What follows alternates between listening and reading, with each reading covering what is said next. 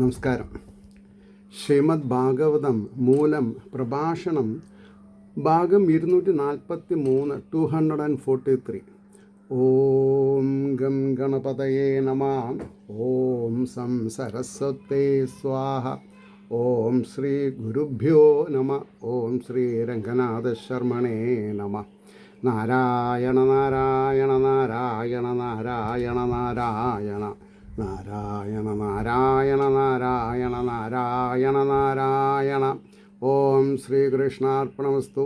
ഓം ശ്രീകൃഷ്ണായ പരമാത്മനേ നമഃ. ഓം ശ്രീകൃഷ്ണായ പരബ്രഹ്മണേ നമഃ. ഹരേ രാമ രാമ രാമ ഹരേ ഹരേ. ഹരേ കൃഷ്ണ കൃഷ്ണ കൃഷ്ണ ഹരേ ഹരേ.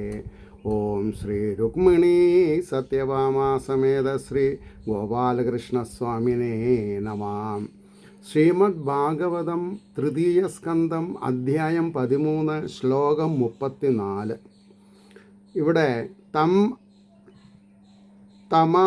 തം ആലനീലം, ഒരു മിനിറ്റ്, അതൊരു തമാലനീലം സിതദന്തകോട്യ ശ്മാമുക്ഷിബന്ധം ഗജലീലയാംഗ പ്രജ്ഞായ ബദ്ധാഞ്ജലയോ അനുവാഗൈർ വിരിഞ്ചി മുഖ്യ ഉപതസ്തുരീശം. തമാലനീലം സിതദന്തകോട്യ. അപ്പോൾ ഈ ശ്ലോകത്തിന് വാക്കാർത്ഥം പറഞ്ഞത്, ഹേ പൂജ്യനായ വിതുരാം, ആനയെന്ന പോലെ ശുഭ്രമായ ദ്രംശഗ്രത്താൽ, ആന കറുപ്പും ആനക്കൊമ്പ് വെളുപ്പുമാണ് അല്ലേ? ആന കറുപ്പാണ്, ആനക്കൊമ്പ് നല്ല വെളുപ്പും. അതാണ് പറഞ്ഞത് ആനയെന്ന പോലെ ശുഭ്രമായ, പുള്ളിയില്ലാത്തത് എന്നർത്ഥം. അതെ, ദ്രംശാഗ്രത്താൽ ഭൂമിയെ ഉയർത്തിക്കൊണ്ടുവരുന്ന തമാലം എന്ന മരത്തിൻ്റെ ഇല പോലെ നീലവർണ്ണമുള്ള ഈ വരാഹമൂർത്തിയാകുന്ന ഈശ്വരനെ, അതായത് തമാലം എന്ന മരത്തിൻ്റെ ഇല പോലെ നീലവർണ്ണമുള്ള ഈശ്വരനെ അറിഞ്ഞിട്ട് ബ്രഹ്മാവ് മുതലായവർ അഞ്ജലീബന്ധം ചെയ്ത് കൈ രണ്ടും തലയ്ക്ക് മേലെ കൂട്ടിപ്പിടിച്ച് തുഴ, അതിനാണ് അഞ്ജലീബന്ധം. അഞ്ജലിബന്ധം ചെയ്തവരായിട്ട് സൂക്തങ്ങൾ കൊണ്ട്, സ്തുതികളെ കൊണ്ട് സ്തോത്രം ചെയ്തു. അതിൻ്റെ ഭാവാർത്ഥം പറയണത്, സൽക്കഥയിൽ ശ്രദ്ധയുള്ള പൂജ്യനായ വിതുര. കഥ എന്നല്ല, സൽക്കഥ. അതിന് വലിയ അർത്ഥമുണ്ട്. സൽക്കഥയിൽ ശ്രദ്ധയുള്ള പൂജ്യനായ വിതുര, ഗജമെന്ന പോലെ അതിശുഭ്രമായ ദംശാഗ്രത്തിൽ ഭൂമിയെ ധരിച്ചും കൊണ്ട് ജലത്തിൽ നിന്ന് മേൽപോട്ടുയർന്നു വരുന്നത് തമാലം പോലെ നീലനിറമുള്ള ഈശ്വരൻ തന്നെ എന്നറിഞ്ഞ ബ്രഹ്മാവ് തുടങ്ങിയുള്ള ദേവന്മാർ സൂക്തങ്ങൾ കൊണ്ട് ഭഗവാനെ സ്തോത്രം ചെയ്തു. ഋഷയ ഊജുഹു. അതായത് ഋഷിമാർ പറഞ്ഞു എന്നാ. അപ്പോൾ ഋഷിമാർ എന്നുള്ളത് ബഹുവചനാപകാരണം ക്രിയ അങ്ങനെയായി. നേരെ മറിച്ച് ഒരാളേ ഉള്ളൂ, ഋഷി ഉവാച എന്ന് വരും. അപ്പോൾ ഞാൻ സംസ്കൃതം പഠിച്ചിട്ടില്ല, പക്ഷേ ഇതൊക്കെ അത്യാവശ്യം മനസ്സിലാക്കി വെച്ചിട്ടുണ്ട്. അത് നമ്മൾ ശ്രദ്ധിക്കണം എന്നർത്ഥം. 35. ജിതം ജിതം തേ അജിത യജ്ഞഭാവന ത്രയീം തനും സ്വാം പരിധുന്വതേ നമാം യത് രോമഗർത്തേഷു നിലില്യുരുദ്ധരാത് തസ്മൈ നമഃ കാരണസൂകരായതേ. ഭഗവാനെ സ്തുതിക്കുകയാണ്. എങ്ങനെ? ജയിക്കപ്പെടാതിരിക്കുന്ന യജ്ഞങ്ങളാൽ ഉപാസിക്കപ്പെടുന്ന ദേവ. ജയിക്കപ്പെടാതിരിക്കുന്ന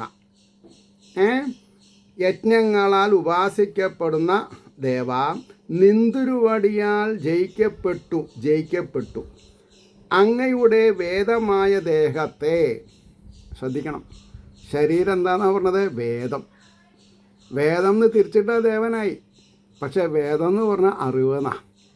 അപ്പോൾ അതാണ് അറിവാണ് ഭഗവാൻ. വേദമായ ദേഹത്തെ നാലു ഭാഗത്തും ചലിപ്പിക്കുന്ന അങ്ങയ്ക്കായിക്കൊണ്ട് നമസ്കാരം.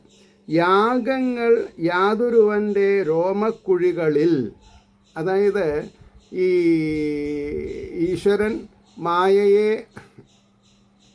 അധിഷ്ഠാനപ്പെടുത്തിയിട്ട് ഒരു സൂകരമായി തീർന്നു. അപ്പോൾ ഈ പന്നിയുടെ രോമകൂപങ്ങൾ അതാണ് യാതൊരുത്തൻ്റെ രോമകൂഴികളിൽ ലയിച്ചിരിക്കുന്നുവോ കാര്യം നിർവഹിപ്പാൻ സൂകരാകൃതിയെ ധരിച്ചിരിക്കുന്ന. കാരണം ജലത്തിലും ശക്തി വേണം, കരയിലും ശക്തി വേണം. അതാണ് സൂകരാകൃതിയെ ധരിച്ചിരിക്കുന്ന ആ നെന്തിരുവടിക്കായിക്കൊണ്ട് നമസ്കാരം എന്ന് പറഞ്ഞു. ഇനി അതിൻ്റെ ഭാവാർത്ഥമാണ് പറയണത്. സ്തോത്രത്തെ വിവരിക്കുന്നു. ആരാലും ജയിക്കപ്പെടാതെയും എപ്പോഴും ജയിച്ചുകൊണ്ടിരിക്കുന്ന ഭഗവാൻ സദാസമയത്തും ജയിച്ചുകൊണ്ടിരിക്കും. അപ്പോൾ അതാണ് ആരാലും ജയിക്കപ്പെടാത്ത. ഈശ്വരനെ ആർക്കും ജയിക്കപ്പെടാൻ പറ്റില്ല. അതുകൊണ്ട് എപ്പോഴും ജയിച്ചുകൊണ്ടുമിരിക്കുന്ന യജ്ഞമൂർത്തെ വേദമാകുന്ന രൂപത്തെ ചലിപ്പിച്ചുകൊണ്ട് ഞങ്ങളെ അനുഗ്രഹിക്കുന്ന അങ്ങയെ ഞങ്ങൾ നമസ്കരിക്കുന്നു.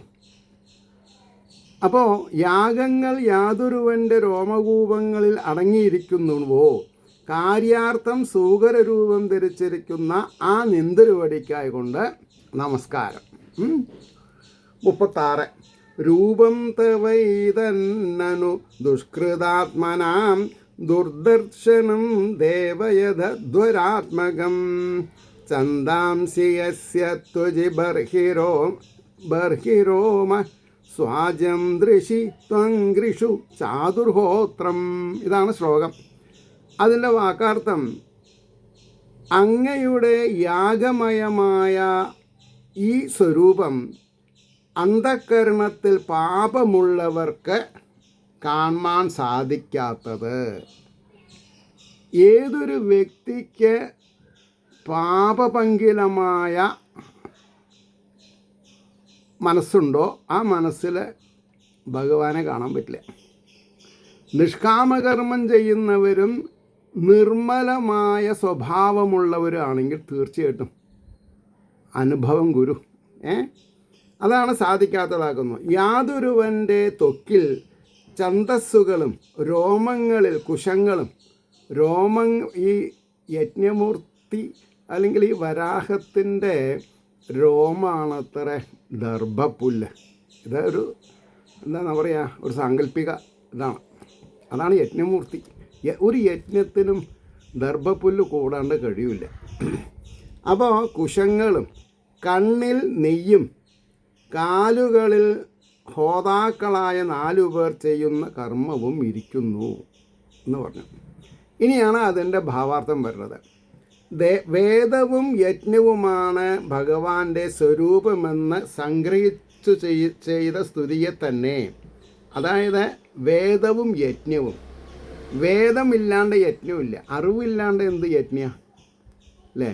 ഇപ്പോൾ നമ്മൾ നോട്ടീസിൽ ഭാഗവത ജ്ഞാനയജ്ഞം എന്നൊക്കെ എഴുതും. പക്ഷേ അവിടെ ശരിക്കും നടക്കണത് എന്താ? തന്നിലാണ് ഈശ്വരൻ എന്ന് എത്ര ആൾക്കാർ പറയുന്നുണ്ട്? തന്നിൽ ഈശ്വരൻ കൊടികൊള്ളുന്നു അങ്ങനെ പറഞ്ഞവർ വളരെ കമ്മിയാണ്. ദ്വൈതത്തിലാണ്, ഞാൻ വേറെ ഈശ്വരൻ വേറെ. അദ്വൈതമാണ് നമ്മുടെ പ്രമാണം. അവിടേക്ക് എത്താൻ സാധിക്കണില്ല ആൾക്കാർക്ക്. അപ്പോൾ വേദവും യജ്ഞവുമാണ് ഭഗവാന്റെ സ്വരൂപമെന്ന് സംഗ്രഹിച്ചു ചെയ്ത സ്തുതിയെ തന്നെ വിസ്തരിച്ചുകൊണ്ട് വേദങ്ങളും യജ്ഞങ്ങളും തന്നെ ഭഗവാന്റെ അവയവങ്ങളായിരിക്കുന്നതെന്ന് 4 ശ്ലോകം കൊണ്ട് സ്പഷ്ടമായി കാണിക്കുന്നു. ആശ്ചര്യലീലയെ പ്രകാശിപ്പിക്കുന്ന ഹേ ദേവ, ഭഗവാന്റെ എല്ലാം അവതാരങ്ങളും അത്ഭുത പ്രകാശിപ്പിക്കുന്ന ഹേ ദേവ, യാഗാത്മകമായ അങ്ങയുടെ ഈ ദിവ്യരൂപം പാപികൾക്ക് കാണാൻ സാധിക്കുന്ന ഒന്നല്ല. അന്ധകരണത്തിലുള്ള കാമാദിദോഷങ്ങൾ നീങ്ങിയവർക്ക്, ചൂതുകളി, മദ്യപാനം, സ്ത്രീസേവ, അങ്ങനെ തന്നെ വേണം പറയാൻ. അതാണ് പാപികൾക്ക് കാണാൻ സാധിക്കുന്ന ഒന്നല്ല. അന്ധകരണത്തിലുള്ള കാമാദിദോഷങ്ങൾ നീങ്ങിയവർക്ക് മാത്രമേ ഈ ദിവ്യസ്വരൂപം കണ്ട് ആനന്ദിപ്പാൻ സാധിക്കുകയുള്ളൂ. അതിനാൽ ഈ ദിവ്യ വിഗ്രഹ ദർശനം സാധിച്ചിരിക്കുന്ന ഞങ്ങൾ ഭാഗ്യവാന്മാരായിരിക്കുന്നു. അങ്ങയുടെ ത്വക്കിൽ ഗായത്ര്യാദി ഛന്ദസ്സുകളും രോമങ്ങളിൽ ദർഭകളും നേത്രങ്ങളിൽ ആഹൂതിക്ക് വേണ്ടതായ നെയ്യും 4 പാദങ്ങളിൽ ഹോതൃവർഗമായ 4 പേർ ചെയ്യുന്ന കർമ്മവും അടങ്ങിയിരിക്കുന്നു. ഇനി 37-ാമത്തെ ശ്ലോക.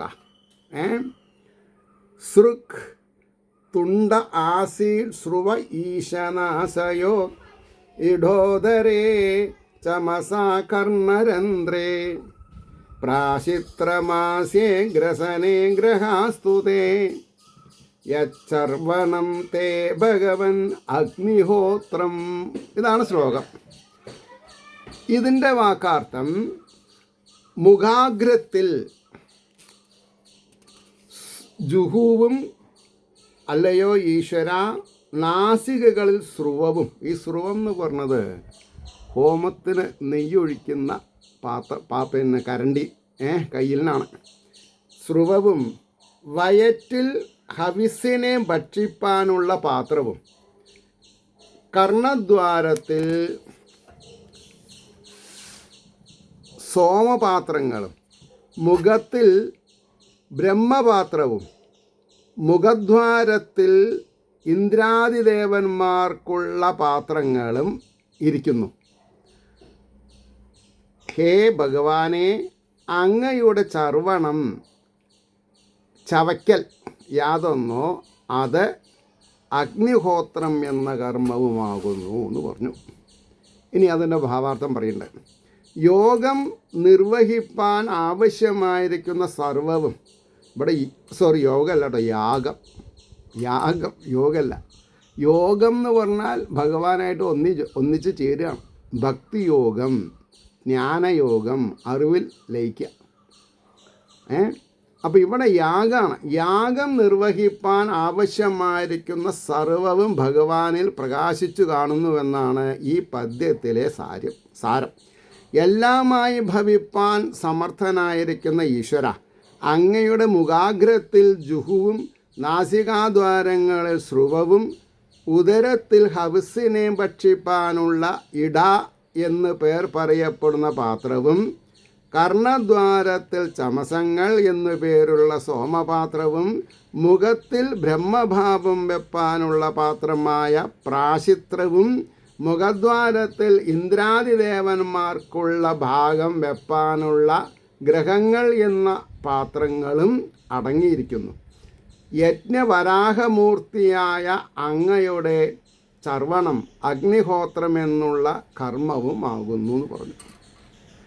ഇനി 38. ദീക്ഷാനുജന്മോപസദശിരോധരം ത്വം പ്രയാണീയോദയനീയദംഷ്ട്ര ജിഹ്വാപ്രവർഗസ്തവ ശീർഷകം ക്രതോ സഭ്യാവസദ്ധ്യം ചിതയോ അസവോഹിതേ. ഇതാണ് ശ്ലോകം. അതിൻ്റെ വാക്കാർത്ഥം അതാത് അവസരത്തിൽ പ്രത്യക്ഷപ്പെടുന്ന ഈ മാതിരിയുള്ള അങ്ങയുടെ അഭിവ്യക്തി ദീക്ഷിക്കപ്പെടുവാൻ യോഗ്യമായ ഇഷ്ടി എന്ന കർമ്മം. ഇഷ്ടി എന്ന് പറഞ്ഞ യാഗമാണ്. ഉപസത്തുക്കൾ എന്ന് പറയപ്പെടുന്ന 3 വിധമായ ഇഷ്ടികൾ അങ്ങയുടെ കണ്ഠനാളമാകുന്നു. കണ്ഠനാളം ദീക്ഷ കഴിഞ്ഞ ഉടനെ നടത്തുന്നതായ പ്രായണീയ എന്നു പേരുള്ള ശരഭേഷ്ടിയും അവസാനത്തിൽ നടത്തുന്നതായ ഉദയനീയ എന്ന ഇഷ്ടിയും അങ്ങയുടെ 2 ദംശങ്ങൾ. പ്രവർഗ്യം എന്ന മഹാവീരകർമ്മം അങ്ങയുടെ ജിഹ്വയാകുന്നു. സഭ്യം എന്ന പ്രത്യേക നാമധേയമുള്ള ഹോമരഹിതാഗ്നിയും അവസഥ്യം എന്നു പറയപ്പെടുന്ന ഔപസനാഗ്നിയും യജ്ഞമൂർത്തിയായ അങ്ങയുടെ ശിരസ്സാകുന്നു. യാഗാർത്ഥം അഗ്നിയെ ഉജ്ജ്വലിപ്പിക്കുവാനുള്ള ചമതകൾ അങ്ങയുടെ പ്രാണങ്ങളാകുന്നു. എന്തൊക്കെയാണ് നമ്മൾക്ക് മനസ്സിലാക്കാനുള്ളത്? എനിക്ക് തോന്നുന്നില്ല ഒരു സപ്താഹ യജ്ഞത്തിൽ ഈ ഭാഗമൊക്കെ പറയാൻ പറ്റില്ല, സമയമില്ല. പക്ഷേ എത്ര ആൾക്കാർ ഈ ആഖ്യാനം വായിച്ച് തയ്യാറായിട്ട് പോകുന്നുണ്ട് എനിക്കറിയില്ല. മനസ്സിലായില്ലേ? 39ാമത്തെ ശ്ലോകം ഞാൻ അത് വെറുതെ ആശയക്കുഴപ്പമുണ്ടാക്കിയിട്ട് കാര്യമില്ലല്ലോ. സോമസ്തുരേത സവനാന്യവസ്ഥിതി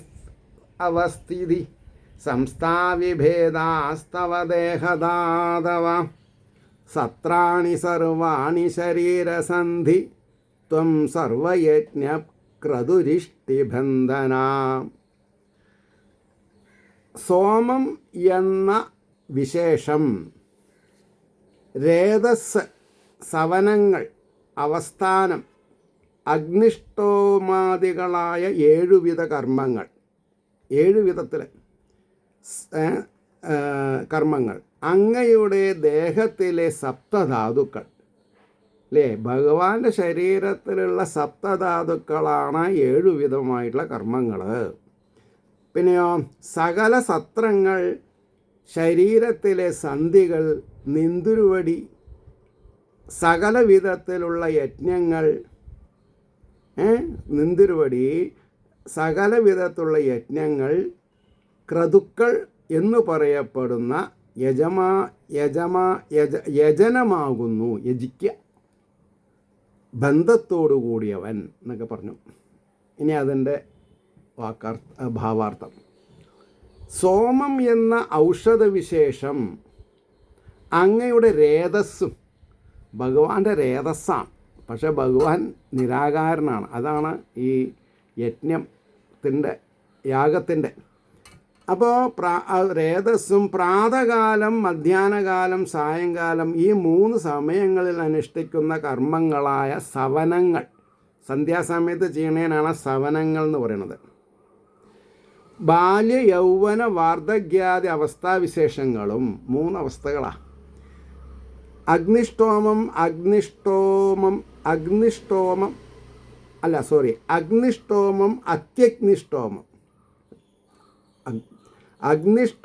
അത്യഗ്നിഷ്ടോമം, ഉദ്ധം, ഷോഡശി, വാജപേയം, അതിരാത്രം, ആപ്തോര്യമാം എന്ന് പറയപ്പെടുന്ന 7 വിധം കർമ്മങ്ങൾ,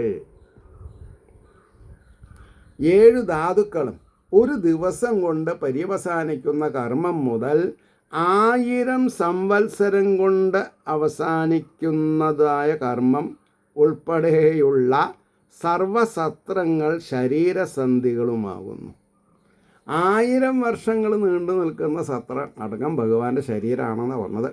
സോമം എന്ന ഔഷധിരസം ഉപയോഗിക്കാതെ നടത്തുന്നതായ യജ്ഞങ്ങളെന്ന് പറയപ്പെടുന്ന കർമ്മങ്ങളും സോമരസത്തോടു കൂടിയ ക്രതുവെന്ന കർമ്മവും നിന്ദരുവടി തന്നെയാകുന്നു. യാഗമാകുന്ന അനുഷ്ഠാനത്തിൻ്റെ അധിഷ്ഠാനത്തോടു കൂടിയവനാകുന്നു നിന്തിരുവടി. ശ്രീമൻ നാരായണൻ. 40ാമത്തെ ശ്ലോകം. നമോ നമസ്തേ അഖിലമന്ത്രദേവതാ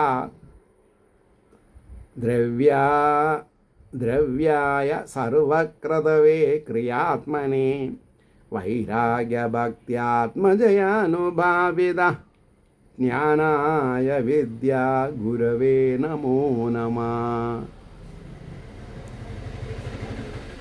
ഇതൊക്കെ ഇങ്ങനെ പാടി ഗീതം പാടുക, ഭാഗവത ശ്ലോകങ്ങൾ പാടുക. നമോ നമസ്തേ അഖിലമന്ത്രദേവതാ ദ്രവ്യായ സർവകൃതവേ ക്രിയാത്മനെ വൈരാഗ്യഭക്ത്യാത്മജയാനുഭാവിത ജ്ഞാനായ വിദ്യാ ഗുരവേ നമോ നമഃ. അഖിലം, അപ്പോൾ പറഞ്ഞു സമസ്തങ്ങളായ മന്ത്രങ്ങളോടും ദേവതകളോടും ദ്രവ്യങ്ങളോടും കൂടിയവനും സകലങ്ങളായ ക്രതുക്കളോടു കൂടിയവനും കർമ്മസ്വരൂപനുമായ നിന്തിരുവടിക്ക് നമസ്കാരം. പിന്നെയോ വൈരാഗ്യം, ഭക്തി, ആത്മജയം. വൈരാഗ്യം വേണം, ഭക്തി വേണം, ആത്മജയം വേണം എന്നിവയാൽ സാക്ഷാത്കരിക്കപ്പെടുന്ന ജ്ഞാനമാകുന്ന സ്വരൂപത്തോടു കൂടിയ, ഇതിന് മുമ്പ് പറഞ്ഞോളൂ ദേവമയം എന്ന് അല്ലേ, വേദമയം. അപ്പോൾ ജ്ഞാനമാകുന്ന സ്വരൂപത്തോടു കൂടിയ വിദ്യോപദേഷ്ടാവായ, വിദ്യയുടെ ഉപദേഷ്ടാവാണ് ഭഗവാൻ ശ്രീഹരി അല്ലെങ്കിൽ ശ്രീകൃഷ്ണൻ. നമുക്കൊരു സരസ്വതിയും കുറച്ചുകൂടി ഇൻട്രിഗേറ്റ് ആയിട്ടുള്ളവർ ദക്ഷിണാമൂർത്തിയും പറയും. ഇത് പറഞ്ഞാൽ അപ്പം തെറ്റും നമ്മൾ. അപ്പോൾ ജ്ഞാനമാകുന്ന സ്വരൂപത്തോടു കൂടിയ വിദ്യോപദേഷ്ടാവായ അങ്ങയ്ക്ക് നമസ്കാരം നമസ്കാരം എന്ന് പറഞ്ഞു. ഇനി അതിൻ്റെ ഭാവാർത്ഥം പറയണം. ഇതുവരെ സ്തുതിച്ചതായ യജ്ഞരൂപത്തെ നമസ്കരിച്ചുകൊണ്ട് സ്തോത്രത്തെ സമർപ്പിക്കുന്നു. വേദത്തിലെ ആദ്യ ഭാഗമായ പൂർവകാന്ഡം അല്ലെങ്കിൽ കർമ്മകാന്ഡം ഭഗവാനെ കർമ്മസ്വരൂപനായിട്ട് കൽപ്പിക്കലാണ്. എന്നിട്ടോ ദ്രവ്യദേവതകളെ പ്രകാശിപ്പിക്കുന്ന വേദവാക്യങ്ങളാകുന്ന മന്ത്രങ്ങൾ എന്താണെന്നാണ് പറഞ്ഞത്? വേദവാക്യങ്ങളാണ്. ഉദ്ദേശിപ്പാൻ യോഗ്യന്മാരായ ഇന്ദ്രാദിദേവന്മാരാകുന്ന ദേവതകളും നെയ്യ്, തൈര്, പാല്, സോമം എന്ന യാഗദ്രവ്യങ്ങളും ക്രതുക്കളും അനുഷ്ഠാനരൂപമായ കർമ്മങ്ങളും യാതൊരുവൻ്റെ സ്വരൂപമാണെന്ന് വേദത്തിലെ പൂർവഭാഗം വിധിച്ചിരിക്കുന്നുവോ? ദേവതാ ദ്രവ്യ കർമ്മസ്വരൂപനായ ആ നെന്തുരുവടിക്ക് നമസ്കാരം നമസ്കാരം. ഇനി വേദത്തിൻ്റെ ഉത്തരകാന്ഡം എന്നും ജ്ഞാനകാന്ഡം എന്നും പറയപ്പെടുന്ന അവസാന ഭാഗത്താൽ പ്രതിപാദ്യനായിരിക്കുന്ന ഈശ്വരനെ നമസ്കരിക്കുന്നു. വിഷയങ്ങളിൽ ആസക്തിയില്ലാതെ ഇരിക്കുന്നതായ വൈരാഗ്യം, അതോടുകൂടിയതായ പരമപ്രേമലക്ഷണയായ ഭക്തി, അന്ധകരണ സ്ഥൈര്യരൂപമായ ആത്മജയം. ആത്മജയം എന്ന് പറഞ്ഞാൽ എന്താണെന്ന് പറഞ്ഞത്? അന്ധകരണ സ്ഥൈര്യം, അതെ, ആത്മജയം എന്നീ ഉപായങ്ങളാൽ അനുഭവപ്പെടുന്നതായ ജ്ഞാനവും ആ മാർഗത്തെ ഉപദേശിച്ചനുഭവപ്പെടുത്തി കൊടുക്കുന്ന ഗുരുവുമായിരിക്കുന്ന നെന്തുരുവടിക്കായി കൊണ്ട് നമസ്കാരം. പോരാ, കുറച്ചുകൂടി ഉണ്ടല്ലേ. ഒരു വേറെ പാരഗ്രാഫ്. വേദത്തിൻ്റെ 2 ഭാഗങ്ങളാലും പ്രതിപാദിക്കപ്പെടുന്ന ഈശ്വരൻ ഏകൻ തന്നെ എന്ന് സാരം.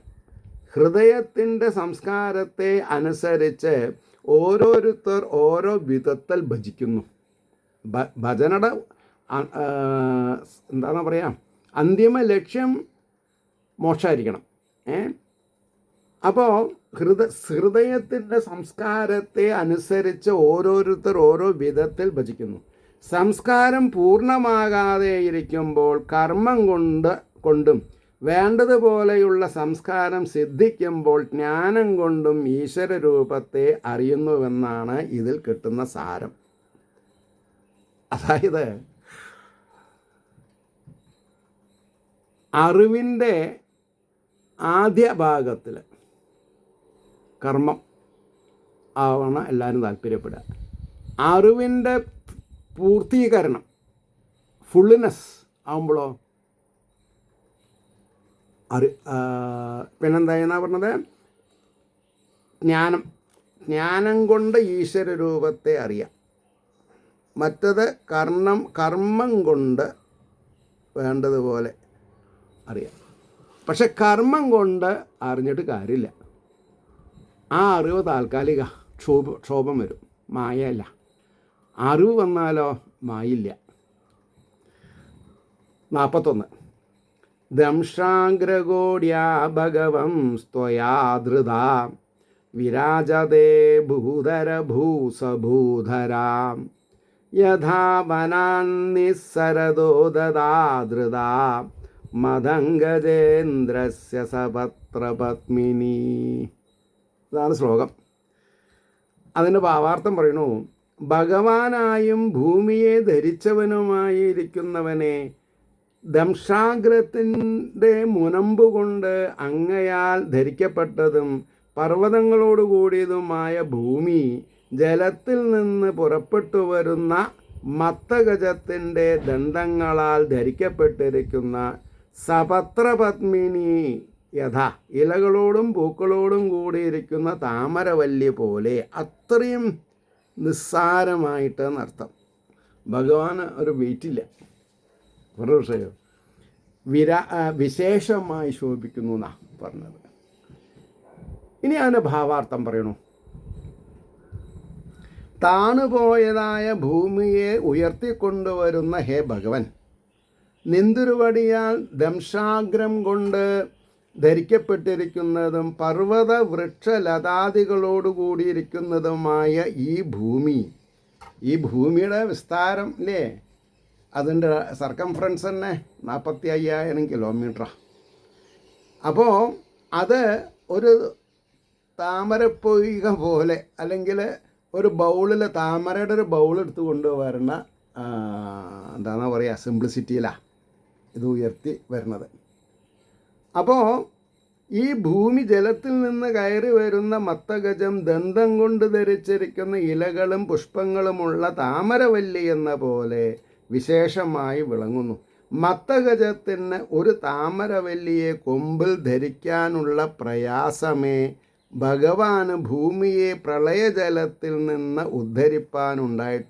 ഉണ്ടായിട്ടുള്ളൂവെന്ന് സാരാംശം. അത്രയും സിമ്പിളാണ് ഭഗവാനെ സംബന്ധിച്ചിടത്തോളം.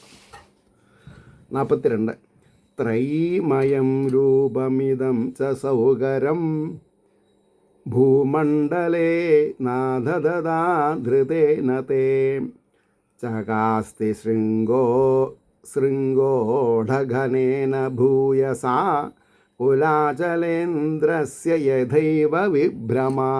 ഇതാണ് ശ്ലോകം. വളരെ സ്ലോ ആയിട്ടാണ് പറയണത്, നിങ്ങൾക്ക് സാവകാശം കേൾക്കാം.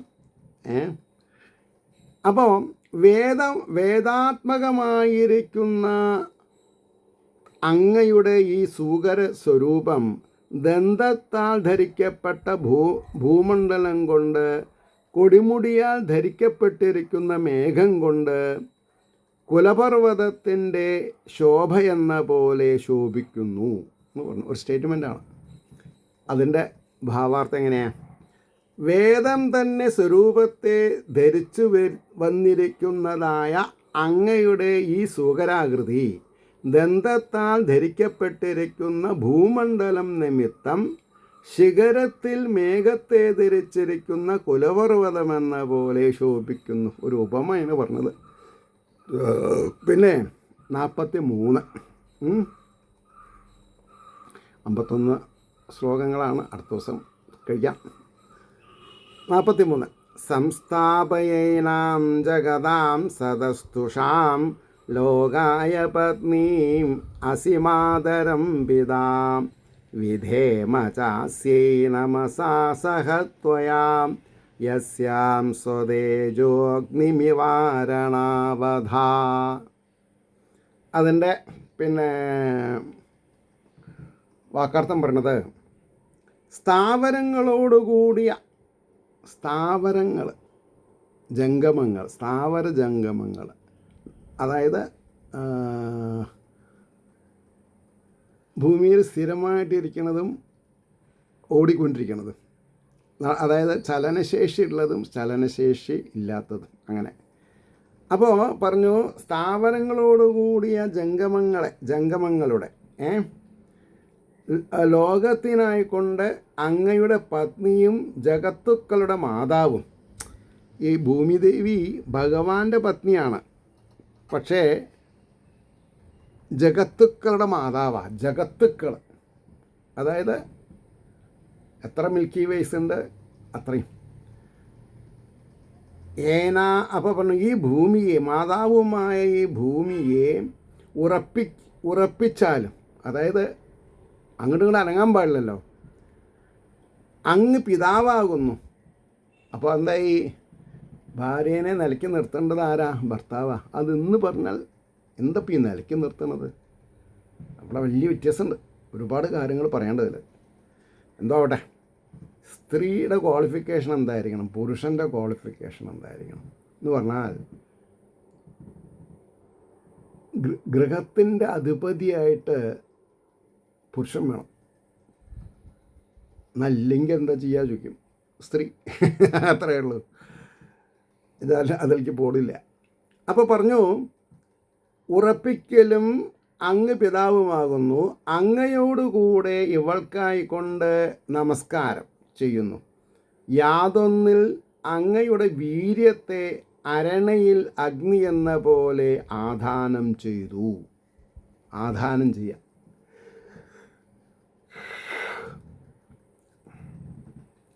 ഈ ശ്ലോകത്തിൻ്റെ ഭാവാർത്ഥം കൊണ്ട് നമുക്ക് നിർത്താം.